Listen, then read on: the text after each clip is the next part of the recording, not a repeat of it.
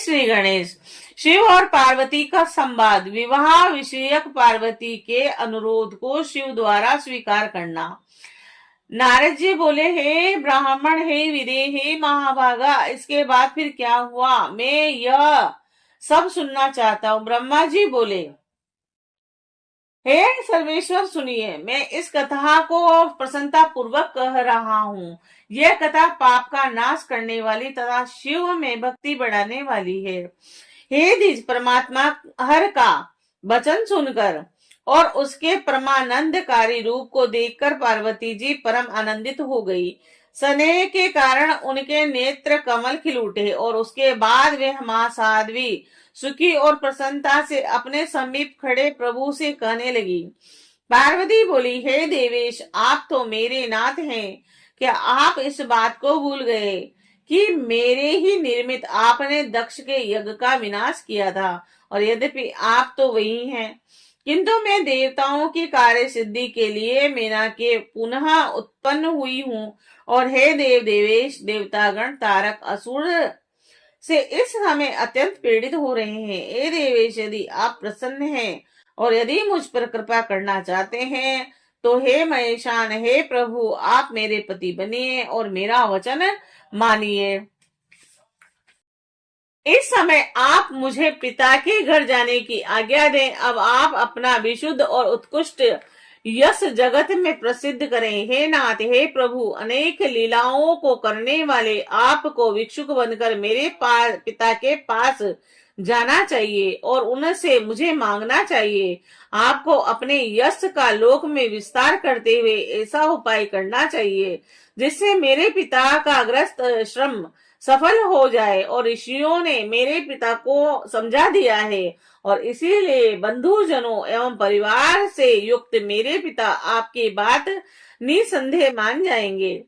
पूर्व समय में जब मैं दक्ष की कन्या थी, उस समय भी मेरे पिता ने मुझे आपको ही दिया था, किंतु उस समय आपने यथोक्त विधि से मुझसे विवाह नहीं किया था और उस समय मेरे पिता दक्ष ने विधि पूर्वक ग्रहों का पूजन नहीं किया था। उन ग्रहों के कारण ही विवाह में विघ्न हुआ। अतः हे प्रभु, हे महादेव, देवताओं की कार्य सिद्धि के लिए आप यथोयुक्त रीति से मेरे साथ विवाह कीजिए। विवाह की जो विधि है उसे अवश्य करना चाहिए और जिससे हिमवान जान ले कि मेरी पुत्री ने उत्तम तपस्या की है। ब्रह्मा जी बोले, यह वचन सुनकर सदाशिव अत्यंत प्रसन्न हो गए और वे हंसते हुए प्रेम पूर्वक पार्वती से यह वचन कहने लगे। शिव जी बोले, हे देवी, हे महेशानी, मेरी उत्तम बात सुनो। जिससे विवाह में किसी प्रकार की बाधा न हो वैसा उचित मंगल कार्य करो। हे देवी, हे भवानी, इस जगत में ब्रह्मा आदि से लेकर जितने स्थावर एवं जगम पदार्थ दिखाई पड़ते हैं उन्हें अनित्य एवं नश्वर समझो। यह एक निर्गुण ब्रह्मा ही सगुण रूप धारण कर कर अनेक रूप में परिवर्तित हो गया है और यही स्वयं अपनी सत्ता से प्रकाशित होते हुए भी पर प्रकाश से युक्त हो गया है। हे देवी, मैं सदा सर्वत्र हूँ, पर तुमने मुझे परतंत्र बना दिया है, क्योंकि सब कुछ करने वाली महामाया प्रकृति तुम ही हो। यह संपूर्ण जगत माया के द्वारा रचित है और सर्व आत्मा परमात्मा ने अपनी श्रेष्ठ बुद्धि के द्वारा इसे धारण कर रखा है।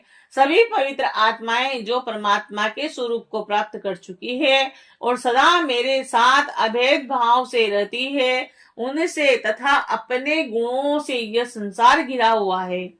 हे देवी, इस जगत में तुम्हें छोड़कर न तो कोई ग्रह है और न कोई ऋतु है। और हे वर्णनी, तुम शिव के लिए ग्रहों की बात क्यों करती हो?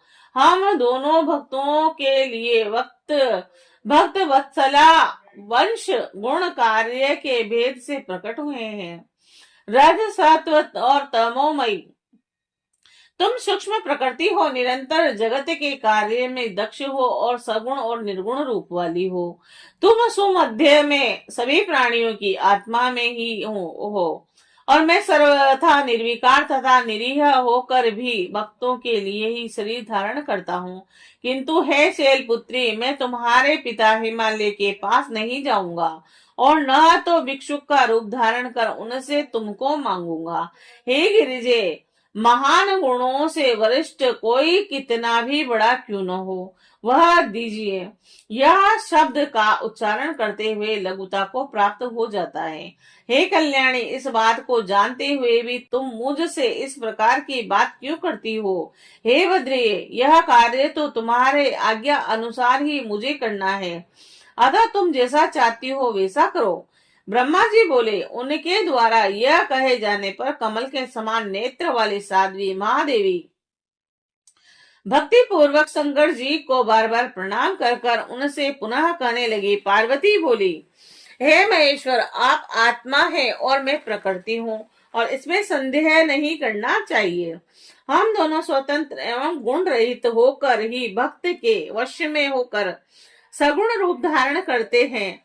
और हे प्रभु, हे प्रभु, हे शंभु, आपको मेरी बात प्रयत्न पूर्वक मान लेनी चाहिए। अतः हे शंकर, आप हिमालय से याचना कीजिए, मुझे सौभाग्य प्रदान कीजिए। हे महेश्वर, आप मुझ पर दया करें, मैं आपकी नित्य भक्त हूँ।